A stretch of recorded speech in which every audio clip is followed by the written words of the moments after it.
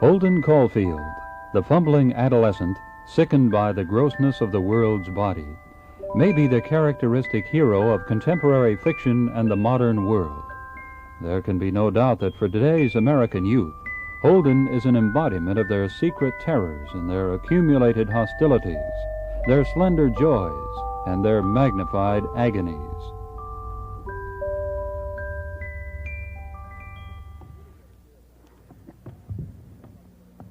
If you really want to hear about it, the first thing you'll probably want to know is where I was born and what my lousy childhood was like, and how my parents were occupied and all before they had me, and all that David Copperfield kind of crap. But I don't feel like going into it if you want to know the truth. In the first place, that stuff bores me. And in the second place, my parents would have about 2 hemorrhages apiece if I told anything pretty personal about them. They're quite touchy about anything like that, especially my father. Oh, they're nice and all. I'm not saying that, but they're also touchy as hell.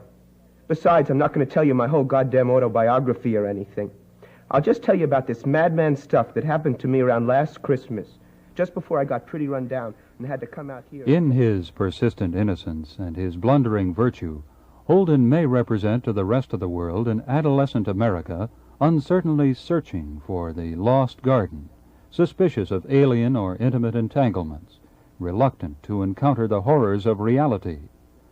No other writer since World War II has achieved the heights of popularity of J.D. for Jerome David Salinger, and his popularity has rested primarily on one hero, Holden Caulfield, and on one book, The Catcher in the Rye.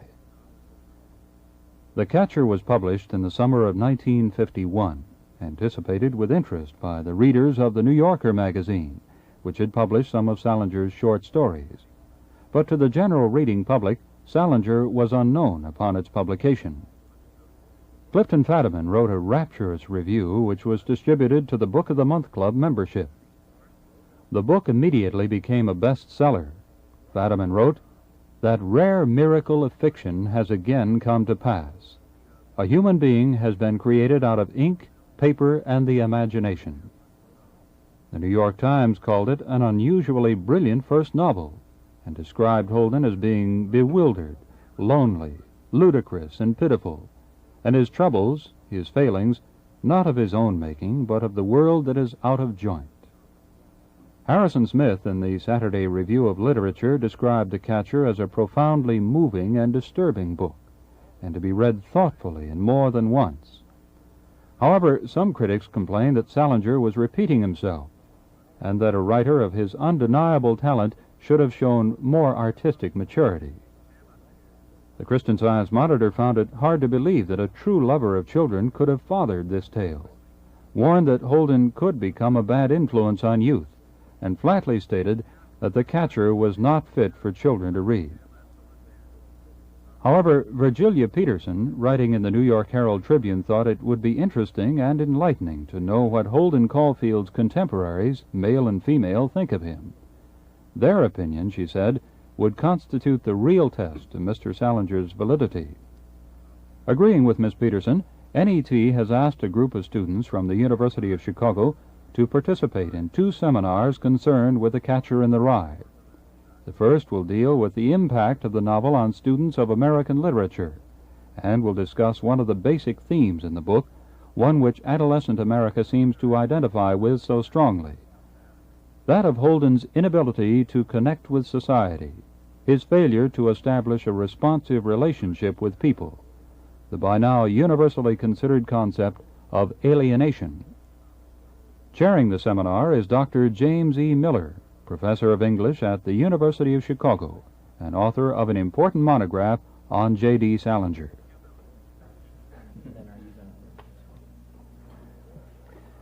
Catcher in the Rye is the kind of, it's in a rare class of novels, actually. It's had tremendous influences on people's lives, and it's a strange thing, but most people can remember when they first read it, and some people do say that it is a novel that changed their lives in some ways.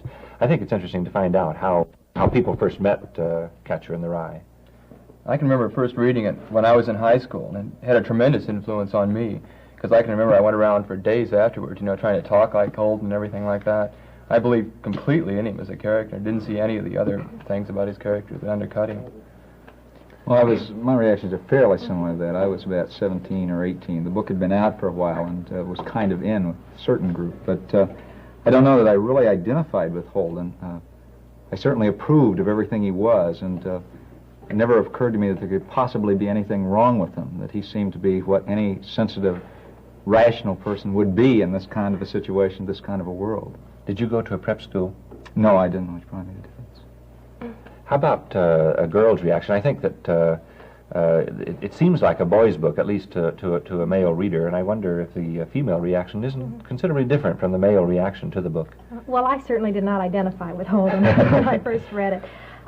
My first reaction was one of shock, I suppose. I did not, I just couldn't understand the idiom. And but when I talked with a boy of my own age, he promptly validated this kind of language and pointed out, the real values that were there. And so I think that it gave me an awareness that I certainly had not had before of the situation around me. And one of my first really genuine insights into a problem and the problems of the human situation. So I certainly consider it very valuable after that first initial shock was over. Did you meet it in school, or did you find it on your own? I think this is an interesting question. I did not meet it in school. I went to an all-girls school, and it was not in the program of studies. I had heard a boy talking about it, and he just mentioned it off the cuff as something that I probably wouldn't like. So immediately I went straight toward it. He was using the right kind of psychology if he wanted to get me to read it. Well, I was already out of college when I first read The Catcher. It was in the late 50s, and I was living in New York City, and a high school student happened to mention the book to me, and I started reading it, actually riding on the subways in New York City. And I can remember being deeply impressed by the book. I wouldn't say that it really changed my life, but I was impressed by it as a literary work. It was very readable, and I was also impressed by Holden, by his honesty, his openness. But interesting enough, I was a little bit embarrassed by how much I was taken in by the book, and in trying to communicate to others about it, especially to adults, I felt somewhat embarrassed. And adults would often say to me, well, that's really a high school book, which I didn't feel. But I didn't read it then for about 4 or 5 years, and then when I finally did read it again, I was impressed by how readable it is and how it stands up to rereading, which is a good sign, I think. As the oldest one here, I met the book latest in life, and I had been through college and through several years of the war, and even graduate school. And when I met it, I still identified with Holden, even though I shouldn't have. but there it was, and it seemed like an experience that was very personal in some way. Well, at the opening of the book, Holden, we see Holden for several chapters actually at Pensy Prep, preparing to leave, and we get some we get some insight into the quality of life at Pensy Prep, and some insight as to why Holden is leaving. And I think this is the first question that we ought to toss around a little bit. Why is he leaving Pensy? I think behind this question is the reason for his alienation ultimately from all of society. What is the quality of, what struck you about the quality of life at Pensy, or some of the experiences at Pensy that caused him to decide to leave? One of the big things, I think, the word that appears throughout the book, phony. And I think he finds the life there in many ways to be phony. He talks about the headmaster at one point who will greet the parents that look affluent and sort of just shake hands with the other parents. And also the students. He's deeply saddened, and the words sad and sorry reappear throughout the book. He's saddened by the fact that the sort of pimply boys are excluded from all the clubs, and I think this deeply saddens him. Who are some of the people that he meets there? I think these are some kind of clue to the why he's finally leaving. Yeah, one of the funny things is that Stradlater and Ackley, who are different types, because Stradlater is the athlete and the all-around guy, but a secret Slav, as he says, and Ackley is the pimply guy who's out of it completely, and nobody likes him. He's alienated from both of these people. He doesn't like them, and you mentioned about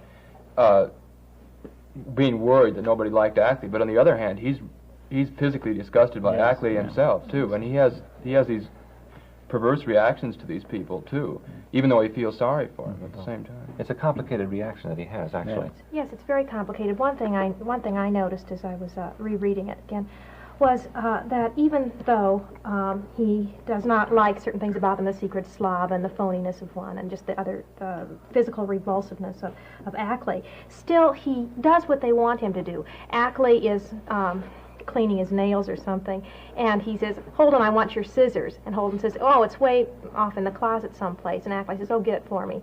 And Holden does. Yeah. Stradlater comes in and asks him to write a composition for him, and Holden does. I mean, just as though there would be no other possibility. He will do it. He's been asked to do it. We've been talking as though his personal life or the life outside the classroom is the main thing. What about his life in the class as a student? There's one encounter with the professor there at the beginning.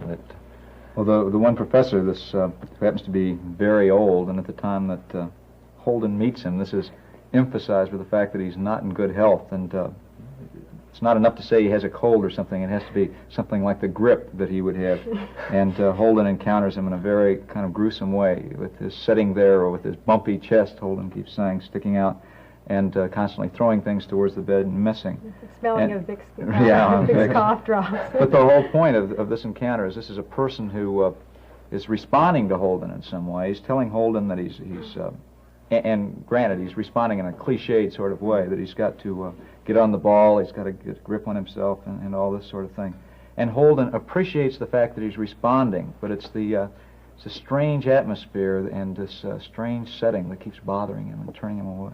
One of the interesting things he does, the old professor Spencer, he reads Holden one of the compositions that Holden has written, and this is one of the things that Holden cannot forgive him for, because it's such a bad composition. As a matter of fact, he says in the composition that he didn't really find out much about the Egyptians, wasn't it, that he was supposed to be writing about. It was interesting too that he puts a note down on the end of his exam. You can fail me if you want to. And he really feels this openness to other people. And one of the reasons he's leaving, perhaps, is that he knows he's embarrassing professors and some that he respects. This is a part of the ambivalence of his own reaction. That is, at the same time that he sees all the phoniness and all the terrible qualities of the life that he's describing, at the same time he feels sorry for people who are doing him dirt, and he himself, there's a good deal of self-awareness is sort of hidden under the language, so that he knows more about his own shortcomings than he really emphasizes on the surface. He's always so honest with himself throughout the book that there's so many places where he says, "Gee, I'm really a phony myself," or the thing I was doing, or one place where he says that if I were sitting behind me in a theater and I laughed like that, as Holden is getting ready to leave finally after many pages of the novel. We have a good example of this ambivalence in the language that he uses in his farewell to Pensy. He yells it and screams it out. All of a sudden, I decided what I'd really do. I'd get the hell out of Pensy, right that same night and all. I mean, not wait till Wednesday or anything. I just didn't want to hang around anymore. One thing about packing depressed me a little. I had to pack these brand new ice skates my mother had practically just sent me a couple of days before. That depressed me. I could see my mother going in Spaulding's and asking the salesman a million dopey questions. And here I was getting the axe again. It made me feel pretty sad. She bought me the wrong kind of skates. I wanted racing skates and she bought hockey, but it made me sad anyway. Almost every time somebody gives me a present, it ends up making me sad. When I was all set to go, when I had my bags and all, I stood for a while next to the stairs and took a last look down the goddamn corridor. I was sort of crying. I don't know why. I put my red hunting hat on and turned the peak around to the back the way I liked it. Then I got the hell out. Some stupid guy had thrown peanut shells all over the stairs, and I damn near broke my crazy neck. Those lines suggest the way Holden felt a kind of attraction to these people, but at the same time a necessity to pull out and leave. and he flees. He flees from Pensy, and he seems to be going someplace. But the whole rest of the novel is devoted to a flight to something, and something that really doesn't seem to connect, at least for a long time. And we see him first on the train as he's going on his way to New York. He's going early because he's not supposed to be home until for a few days, but he's going to put up in a hotel in New York. Well, he meets one of the very funny scenes in the novel. He meets one of the mothers of a classmate. Do you remember that scene? Yes, he's attracted to this woman. He finds that she's very attractive, and so he puts on a mask immediately. He tells her that his name is Rudolph Schmidt, and what is so funny about this is that Rudolph Schmidt is the name of the old aged janitor. And right away the mother wants to know if he knows her son, and he says, "Oh yes, old Ernie Morrow. He's quite a guy. He's a very modest fellow." And he proceeds to fabricate a story, a marvelous story about Ernie. He makes Ernie just the opposite of what he is. He tells her that he's a very modest fellow. He turned down the nomination for the class presidency, and Mrs. Morrow just laps this up. She loves to hear this. And Holden enjoys this immensely. It's kind of the imp of the perverse operating on him. And at the end of their little interview, he asks her if she would like to go back to the club car and have a cocktail with him. She's gracious. She looks at him and says, "No, dear, I don't think so." But Holden, alias Rudolph, has enjoyed this immensely. This is the first of a number of invitations that Holden gives that aren't accepted, and this is almost a kind of theme that runs through the rest of the novel. What are some of these other incidents in the novel in which he tries to make some connection rather pathetically and never does connect? Well, I think that a number of occasions right away in the novel he talks about calling someone. And in one instance, he even gets into the phone booth, and he says as he walks out, he had spent 20 minutes there. So this is quite a question for him. But each time, he either decides he's not in the mood or somebody wouldn't be there. Another occasion, one of the people that he decides to call is a name that he's been given a long time before. It's carried around in his billfold of some stripper who has met a boy from Princeton, and the boy has passed the name around for the sensational value or something. And he even calls this woman at one point in the novel and tries to make a date with her. So there's all these attempts to call people, to get somebody on the line, but always failing, either because he won't go through with it himself or because they're just too preoccupied to participate. Yeah, it seems interesting to me that as he leaves Pensy State, he thinks he possibly will be able to communicate, and he thinks he can go and have a hotel room and have a peaceful world. But immediately he has to start using pseudonyms and putting on a mask. And immediately it seems that the microcosm of Pensy State becomes the macrocosm of the world, and he experiences the same thing, the same inability to communicate, and the same phoniness experiences the same things outside of Pensy State.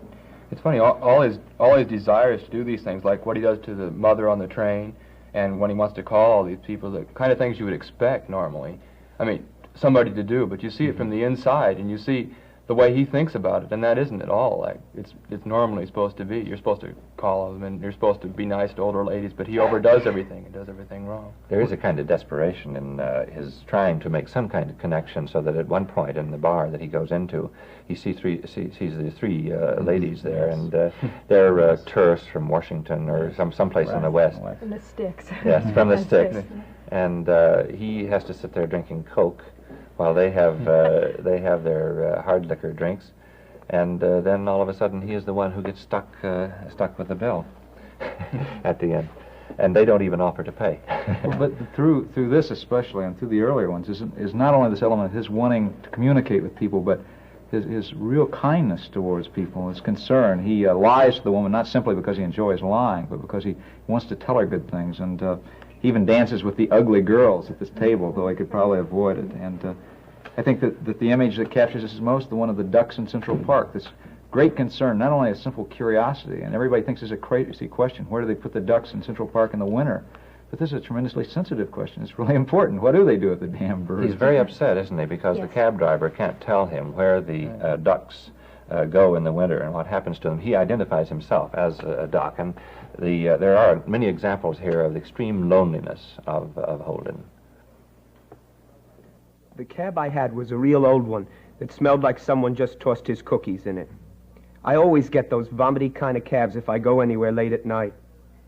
What made it worse, it was so quiet and lonesome out, even though it was Saturday night. I didn't see hardly anybody on the street. Well, now and then you saw a man and a girl crossing a street with their arms around each other's waists and all, or a bunch of hoodlummy-looking guys and their dates, all of them laughing like hyenas at something you could bet wasn't funny. New York's terrible when somebody laughs on the street very late at night. You can hear it for miles. It makes you feel so lonesome and depressed. Passage after passage in Catcher in the Rye is made up of this kind of feeling of loneliness and feeling of isolation, and the glimpses out from the through a window to other people, and Holden seems cut off by that window so frequently. He goes after this particular scene in the cab back to the hotel where he's staying, and there he has a kind of vision. I think this is one of the most interesting episodes in the novel, in which he looks out the window and sees things going on. It's strange that's sort of what happened in the modern novel, physical love, and the kind of things he sees are the kind of things where most alienated heroes finally find some consolation. But his kind, he sees it through the window. He sees the strange man dressed up in women's clothes, and he sees this couple squirting seltzer water in each other's faces, and this sort of thing, and the kind of thing that helps other heroes, he seems to be cut off from too. His reaction to what he sees in the windows, I think, is very illuminating of his character. When he sees the couple spitting the seltzer water at each other, he is, well, again, there's ambivalence. On the one hand, he says, this might be fun. I mean, I can understand why it might be fun in certain circumstances. But he says, on the other hand, if a guy doesn't like a girl, he shouldn't be spitting water at her. And if he does really care for her or like her, he shouldn't want to be spitting water at her face. And I think this shows a very beautiful idealism that Holden has about love. A woman who is loved is sacred. And so Holden doesn't... One of the most important episodes that takes place almost in the direct center of the novel involves a woman. He falls in with the elevator boy. He's a boy, called a boy, but he's advanced age. And the elevator boy offers to fix Holden up. I think this is the way he puts it. And there's much discussion about price. And we have perhaps we're reaching some kind of a preliminary climax in the book in this encounter with a woman, because here is finally he's broken out of his isolation. He's involved with somebody. But it's a peculiar kind of involvement. Well, there's a strange kind of factor too, and this is the first woman he meets in any kind of typical relationship in one sense, though it's a very unusual relationship in another. The woman he meets on the train is much older, and he has to talk from she keeps calling him Sonny, and he's kind of talking in this strange kind of way to her. But this woman, in some ways, well, a girl is his own age, even though she keeps asking him how young he is, and she underlines this with the phrases she uses, like fun, instead of yes. some kind of obscenity that he would expect from a prostitute. And again, like in the situation with Ackley, he seems to either identify with this person or either out of kindness to her. Is very gentle and makes up a lie again in order not to reject her directly. He says he's had an operation on his clavichord, which eliminates this kind of activity. And she believes this about the operation on the clavichord because she doesn't know. She's very sympathetic about it. And also, when she starts she takes her clothes off or starts to, he becomes very disturbed about it. And when he says she starts fooling around, and this embarrasses him, and he doesn't like that at all. Well, the prostitute is Sonny, and Sonny demands $10 when she's ready to go. But Holden has had an agreement before this that it's $5 for a throw or $15 for the night, and then Maurice enters again, because Maurice comes in finally to reinforce Sonny's request, and everything is about ready to be cleared up, because Holden doesn't mind giving $5 more, but he can't stand finally this kind of person, and he calls Maurice. you're a dirty moron. And with this, he's punched. And you have one of the crucial scenes in the novel in which he's seems about to go under. All I felt was this terrific punch in my stomach. I wasn't knocked out or anything, though, because I remember looking up from the floor and seeing them both go out the door and shut it. I thought I was dying. I really did. I thought I was drowning or something. The trouble was, I could hardly breathe. When I finally did get up, I had to walk to the bathroom all doubled up and holding onto my stomach and all. But I'm crazy. I swear to God I am. About halfway to the bathroom, I sort of started pretending I had a bullet in my guts. Old Maurice had plugged me. Now I was on the way to the bathroom to get a good shot of bourbon or something to steady my nerves and help me really go into action. I pictured myself coming out of the goddamn bathroom, dressed and all, with my automatic in my pocket and staggering around a little bit. Then I'd walk downstairs instead of using the elevator. I'd hold on to the banister and all, with this blood trickling out of the side of my mouth a little at a time. What I'd do, I'd walk down a few floors, holding on to my guts, blood leaking all over the place, and then I'd ring the elevator bell. As soon as old Maurice opened the doors, he'd see me with the automatic in my hand, and he'd start screaming to leave him alone. But I'd plug him anyway, 6 shots right through his fat, hairy belly. The goddamn movies, they can ruin you. I'm not kidding. Holden Caulfield is able, by his own acute sense of the absurd, to transfigure a potentially tragic experience into a comic experience. But this episode ends with thoughts of suicide and death, a theme in the novel which we'll discuss on another program on Catcher in the Rye. It took me quite a while to get to sleep. I wasn't even tired, but finally I did. What I really felt like, though, was committing suicide. I felt like jumping out the window.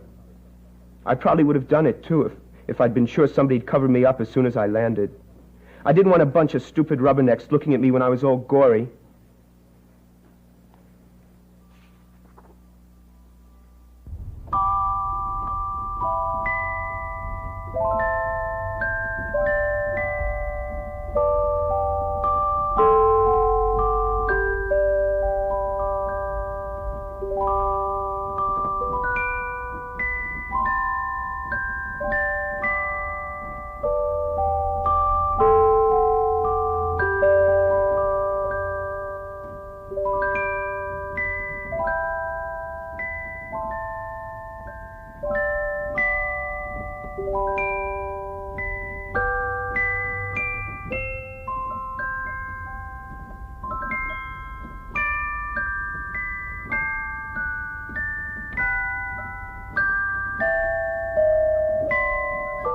This is NET, the National Educational Television Network.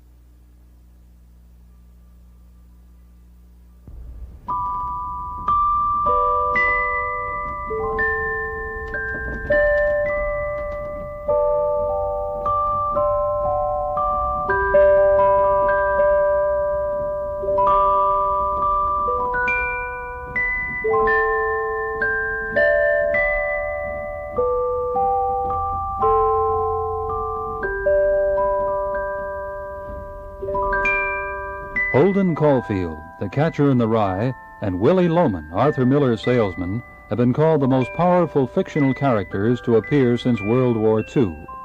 Holden, the creation of Jerome David Salinger, has been described as the 20th century Huck Finn. Young Americans have strongly identified with him since the book's publication 15 years ago. The entire mood of the book can be said to have been captured in the lovely passage from which the book takes its name.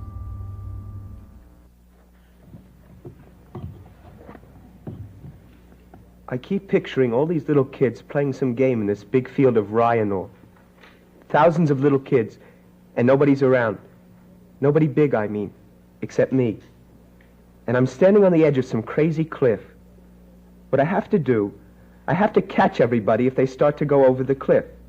I mean, if they're running and they don't look where they're going, I have to come out from somewhere and catch them. That's all I do all day. I just be the catcher in the rye and all. I know it's crazy, but that's the only thing I'd really like to be. I know it's crazy. For 15 years since the book was published, the novel has been widely read on the American campus. It appears on many high school reading lists. But the narrative and its language have often been condemned as crude, profane, obscene. But it is precisely these young readers who have not allowed the character to be forgotten. Author John Updike on The Catcher. I read Catcher in the Rye rather late. It had hit me quite strong. I do think it's a perfect book, and a very alive book. Like Babbitt, say, it has the quality of the obvious now because Salinger's pointed out to you Holden Caulfield's existence, but nobody really saw him before Salinger did, and he certainly, in that wonderful voice that goes on and on and on, did quite a wonderful thing. I remember Faulkner, when they asked what the best novel written since the war was, did name it. I don't know of a better, and think that he did the very rare thing of actually putting a new person on the surface of the earth. That is, Holden Caulfield does have the funny quality of existing somewhere now. For the next half hour, NET has asked a group of graduate students at the University of Chicago to comment on the staying power of the novel and to discuss some of the themes within it which have so obviously touched the American adolescent. Chairing the seminar is Dr. James E. Miller, Professor of English. The astonishing thing about Catcher in the Rye is the way it has a staying power. It has an impact on readers today, not unlike the impact it had on its first readers some 15 years ago. And I'm not sure that we can attribute this attractiveness of the novel, the staying power of the novel, to its title. It isn't the kind of title that catches one's attention. In fact, it's a puzzling title. What is the meaning of the title? Well, it seems to me that in that one section where he talks about it, and he's picked up this earlier theme of the song that he's heard, little boy following his parents on that Sunday morning, and he's applied it in this kind of a setting to an impossible kind of career that he's chosen for himself. I'm sure that at Pincy they'd send him back for some kind of vocational counseling or something. But it captures something of the dilemma of his trying to be something that seems to be in the kind of world that he lives in and everything, a real impossibility. And it seems to me this implies something about the staying power, and in one sense I would take odds with your opening statement and say that its meaning has changed in a good many ways, because I think at first everybody thought it was an adolescent novel to be read by teenagers, except for the parents of teenagers, who at first I think didn't think it ought to be read by anyone. But now I think we're beginning to understand that saying that because the main figure is an adolescent has nothing to do with it. It's a successful work of art, and to limit its audience would be like saying Moby Dick should only be read by whalers or something. But we get a sense of this. It's not this chaotic kind of episodic construction, but it is a very consecutive kind of action where things are prepared for and things become more intense. Holden's states of mind follow, becoming much more mired down in this kind of surroundings. Pincy's one thing, but the hotel surrounded by perverts is much worse, and he progresses the ducks, to worry about the ducks in Central Park and see their isolation's one thing. But then he moves to the image of Allie in this grave, with no one around. And it's not really, he's not talking only about death, he's talking about this complete isolation. So that he's increased this, and it becomes more and more severe because he went into this weekend thinking he was going to work something out. And it gets worse and worse. There is no relief. In fact, the world is worse outside than it is at Pincy in a lot of ways. It's a funny thing that there is a way, too, in which it does relate to our world in the sort of direct way it did at the beginning.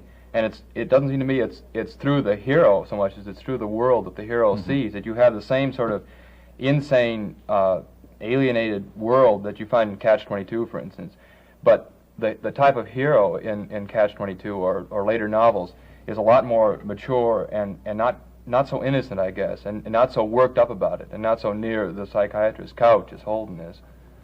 I thought one way in which the novel is very relevant today is the whole theme of war and the bomb, and so central to the imagination today. And a beautiful moment in the novel when Holden is walking back from Radio City and he starts thinking about war, and then the scene finally ends where he says, "Anyway, I'm sort of glad they've got the atomic bomb invented. If there's ever another war, I'm going to sit right the hell on top of it.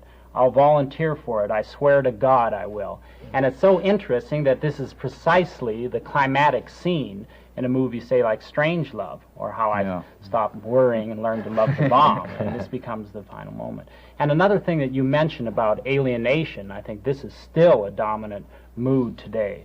And one of the most tragic moments in the book I found to be where Holden says, "All I want to do is be a deaf mute. I'm going to go west." And this whole sense of isolation. I want to marry a deaf mute, and we'll get a little cabin, not in the woods, but there'll be sun, and we'll bring up our children. We'll both play the role of deaf mutes. And this has become a theme in the black humorous novels and in the contemporary scene. But notice that even though Holden feels this alienation and emphasizes it, as you say, by pretending that he wants to be a deaf mute, still he latches on or involves himself. There are token acts that he makes. For example, giving money to the nuns because he wants them to succeed in their with their new school, or what he says to Phoebe about wanting to be a catcher in the rye. He realizes that he is involved in mankind, and he wants to help. He feels a consequent responsibility for others and for their happiness and for their innocence too, especially little children. Another part of the appeal that we haven't talked about is that the book is tremendously funny, and I think we sort of talk about how it relates to the world, and we tend to underplay that, and the language especially, and the humor of the book is one of the things I find most appealing. And it's really strange that you read it and you seem to think that, well, this is so slangy that it'll go out, but a lot of the slang words, if you notice, aren't the kind of things we use anymore at all, but it still sounds contemporary, and I think it's because of the rhythm of the language, and the fact that it really isn't the way people talked, or the way they ever really talked. But he's just created a mood, so it sounds like that's the way people talk. The main thing we're saying, though, through all this is that the book's really outgrown just being a kind of sociological comment on teenagers in the United States, and now is really, it is a carefully worked out piece of art, and can be evaluated as that and treated like that. I remember when I first read it, which was close to the time when it came out, that the language then had a strange quality about it, because it seemed like a series of cliches, and the kinds of things you would avoid using in your writing. But somehow, because of the rhythms, as you point out, and the sentence structure, somehow these cliches become a part of the humor, like a madman, or if you want to know the truth, which comes at a crucial moments in the novel.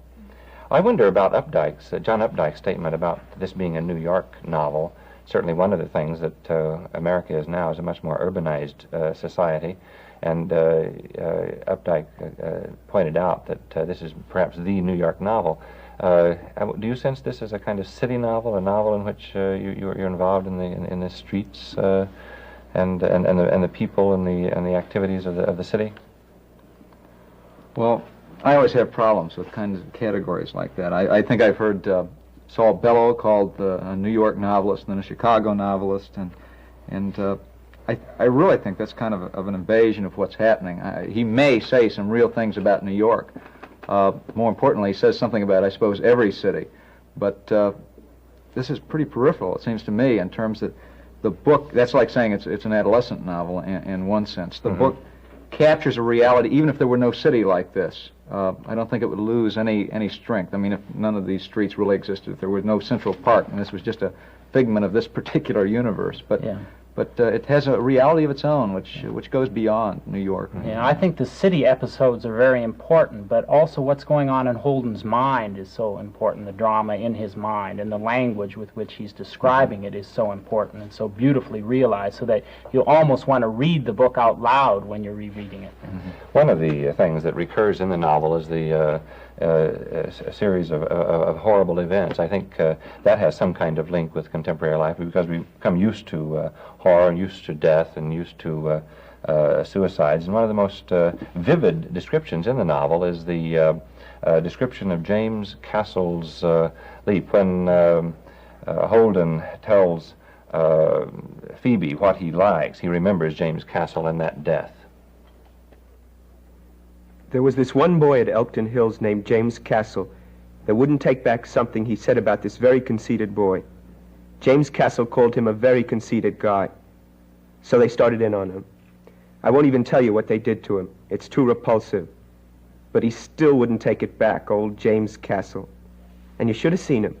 He was a skinny little weak-looking guy with wrists about as big as pencils. Finally, what he did, instead of taking back what he said, he jumped out the window.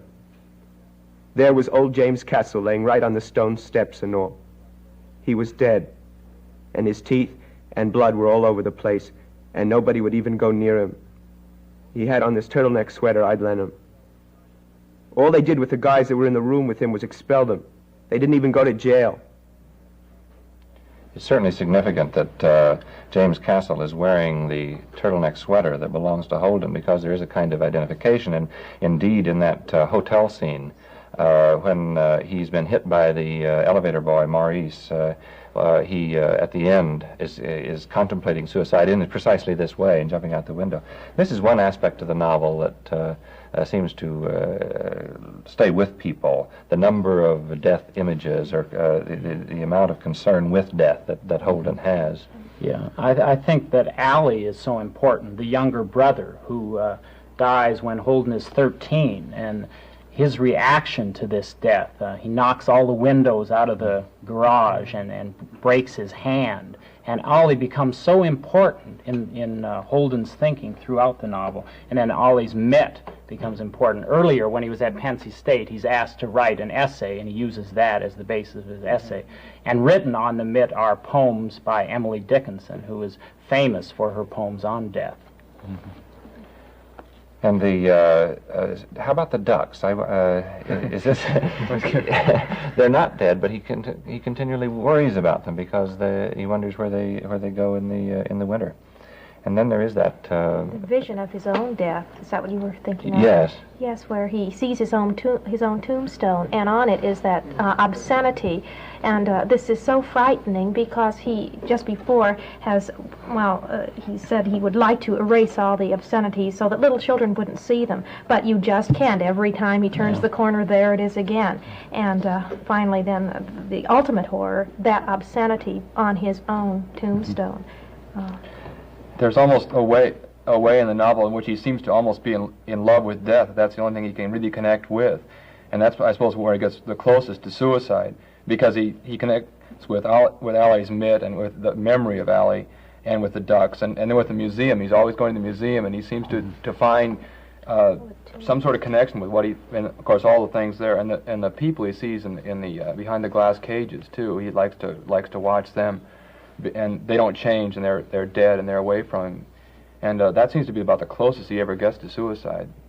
But he has a strange notion of death, too, it seems to me. He rejects kind of the traditional religious notions, and yet at the same time, he doesn't reject the fact that somehow you don't just cease to exist.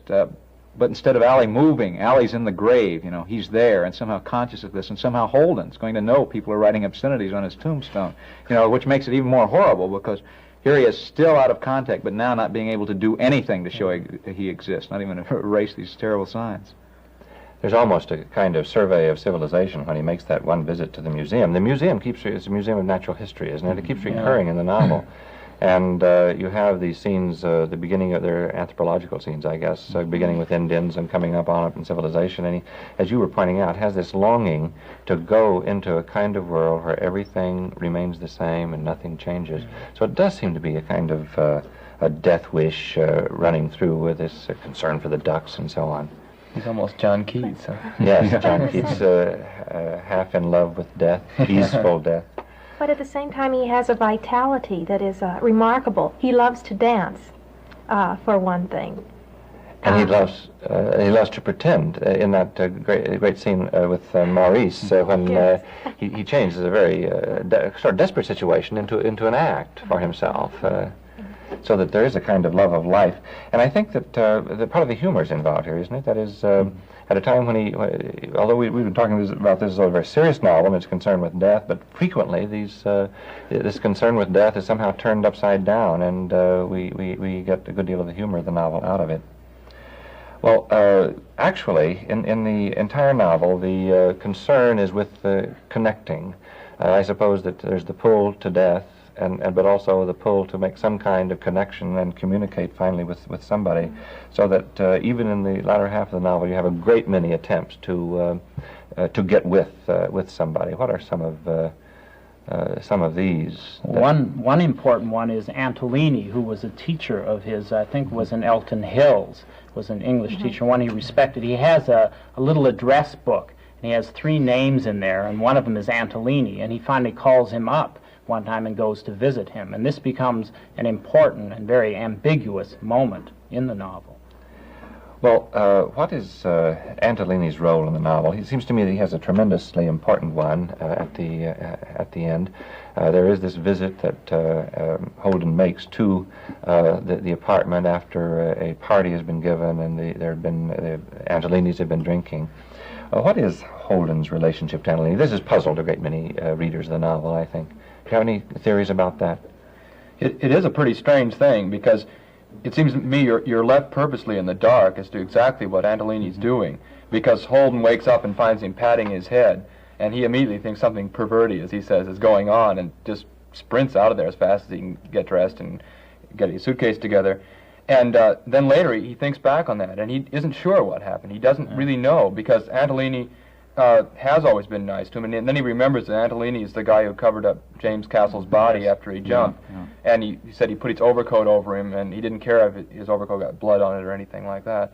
And so then he doubts, and it seems to me that we're supposed to not really know too, and see that the real problem is the fact that Holden does pull back from these situations, and he can't really connect with people, and he reacts before he really is sure of what their intentions are. Well, it seems to me that we have this progression of kinds of events. What the people at Pinsey do to Ackley is bad, but still it's not terrible and terrifying in the way that what they do to James Castle is. And here, it seems to me that we have kind of a parallel event with what happened in the hotel, where Maurice beats him, and physical violence has been done. But in the end, he can turn this into a joke. But when this happens with Antolini, which seems to be the opposite, some kind of show of affection rather than violence, he can't joke about it. This is kind of the last thing that breaks him down. Yeah, and it's significant, I think, that this is the only adult that he thinks that he can identify with, and then it doesn't work out, and so it's a kind of tragic moment too, I think. Yes, in the novel. he is greatly respected, Antolini, and just before this incident of the petting of Holden's head, Antolini has analyzed and given him some advice, and even though Holden is dead tired and quite groggy, this hits him hard. Antolini says, this fall, I think you're writing for, it's a special kind of fall, a horrible kind. And he advises Holden that he had better live for something worthwhile rather than die as immature idealists sometimes do for something that is not at all worthwhile. And sort of corresponding, not really corresponding, but acting in another kind of role is Phoebe and her relationship to Holden. And Phoebe, although she doesn't really enter physically into the novel until the latter part, she's present throughout, isn't she? Yes. What does she finally seem to symbolize? She's one of Salinger's famous children, or child. Well, dramatically, she serves as a point in the novel in which she confronts Holden. Says, "You hate everything. Now, what do you love?" And this pulls up Holden short. And for the first time, he has to think, now, what do I love? What do I care about?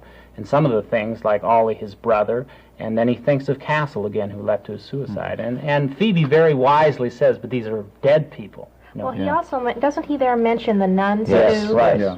That becomes important. I think Holden has, through the novel, has a series of encounters, and in each one of these encounters he is looking for a very genuine, personal, person-to-person relationship, which he doesn't get very often except with the nuns and with Phoebe. I think Phoebe is really... Well, these are the first ones that he cannot just flatly say, and the question of justification isn't really relevant here. It's just he can't flatly say they're phony, and he has to respond to them in some way. Allie's dead.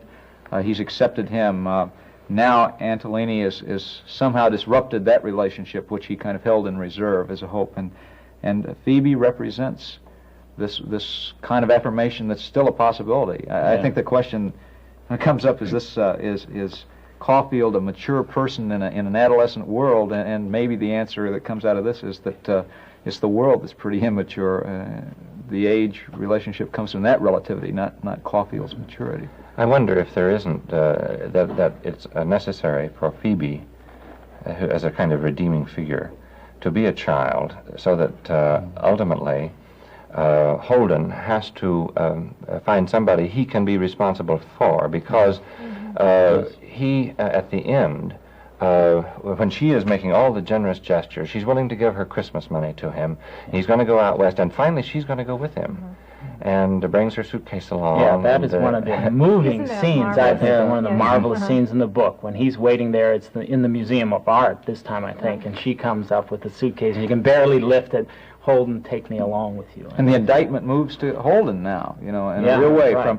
With Antolini, he wonders if maybe some of this isn't his fault, but with Phoebe, it's got to be his fault. Yeah. Yes, and he feels that he cannot be responsible for her going out there with him, and I think this is finally what changes his mind and brings about some kind of resolution. And in one of the most significant episodes, most of the vivid ones, at the very end of the novel, we see Phoebe on the carousel and Holden sitting there watching her, and his reaction, I think, is a clue ultimately to the meaning of the novel and the way it has become resolved. We kept getting closer and closer to the carousel, and you could start to hear that nutty music it always plays. I went over and sat down on this bench, and she went and got on the carousel. She walked all around it. I mean, she walked once all the way around it. Then she sat down on this big, brown, beat-up-looking old horse. Then the carousel started, and I watched her go around and around. The song the carousel was playing was Smoke Gets in Your Eyes. It was playing it very jazzy and funny. All the kids kept trying to grab for the gold ring, and so was old Phoebe. And I was sort of afraid she'd fall off the goddamn horse, but I didn't say anything or do anything. The thing with kids is, if they want to grab for the gold ring, you have to let them do it and not say anything. If they fall off, they fall off, but it's bad if you say anything to them. I felt so damn happy all of a sudden. The way old Phoebe kept going around and around. I was damn near bawling. I felt so damn happy, if you want to know the truth. I don't know why. It was just that she looked so damn nice. The way she kept going around and around in her blue coat and all. God, I wish you could have been there. In this last episode in the novel, Holden is both happy and sad. He's crying, but at the same time he's feeling a moment of intense reconciliation to his fate. And the whole novel has been leading up to this particular episode. Time after time, after the experiences that he's had, he has had new discoveries of himself. In the crucial episode with Antolini, after he has run away from the apartment, he regrets. He feels that he has probably made a mistake. And Phoebe has forced him to feel his maturity, his responsibility for her, so that as he watches her on the carousel in her blue coat go around and round, he becomes afraid that as she grabs for the gold ring, she will fall, but he restrains himself from doing anything. As you've heard, the thing with kids is, he says, if they want to grab for the gold ring, you have to let them do it and not say anything. If they fall off, they fall off. But it's bad if you say anything to them. Gone now is the dream of being the catcher in the rye. Whether in the fields of rye or in the circular carousel, children must eventually fall, as Holden has fallen. Holden can be happy, so damn happy, now in the knowledge that Phoebe is held by the magic and endless circle of the carousel in a suspended state of perfect and impenetrable innocence. And his happiness can be intensified and rendered poignant in the mature awareness that the state is momentary, that the music will stop and the magic circle break, that the fall, finally, cannot be stayed. The last glimpse that we have of Holden is on the psychiatrist's couch, and we're reminded that he has narrated the entire story from a couch where he has been telling the story to his psychiatrist. And as he thinks over all of the events that have taken place and all the people that he's met, he begins suddenly to miss everybody. That's all I'm going to tell about. I could probably tell you what I did after I went home and how I got sick and all and what school I'm supposed to go to next fall after I get out of here, but I don't feel like it. I really don't. That stuff doesn't interest me too much right now. A lot of people, especially this one psychoanalyst guy they have here, keeps asking me if I'm going to apply myself when I go back to school next September. It's such a stupid question, in my opinion. I mean, how do you know what you're going to do till you do it? The answer is, you don't. DB asked me what I thought about all this stuff I just finished telling you about. I didn't know what the hell to say. If you want to know the truth, I don't know what I think about it. I'm sorry I told so many people about it. About all I know is I sort of miss everybody I told about. It's funny. Don't ever tell anybody anything. If you do, you start missing everybody.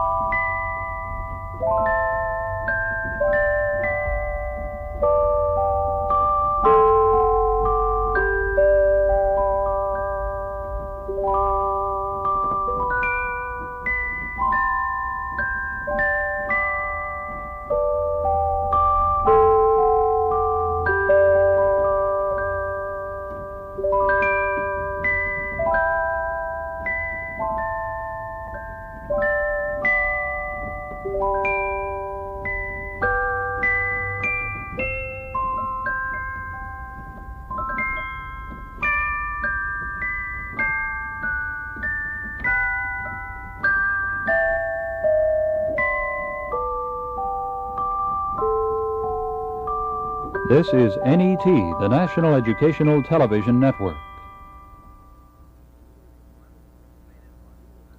Viewers interested in learning more about the work of J.D. Salinger may obtain a monograph written by Dr. Miller for use in college courses. If you wish to receive this booklet, send 50 cents to Literature, NET, New York, New York 10019. That's Literature, NET, New York, New York 10019.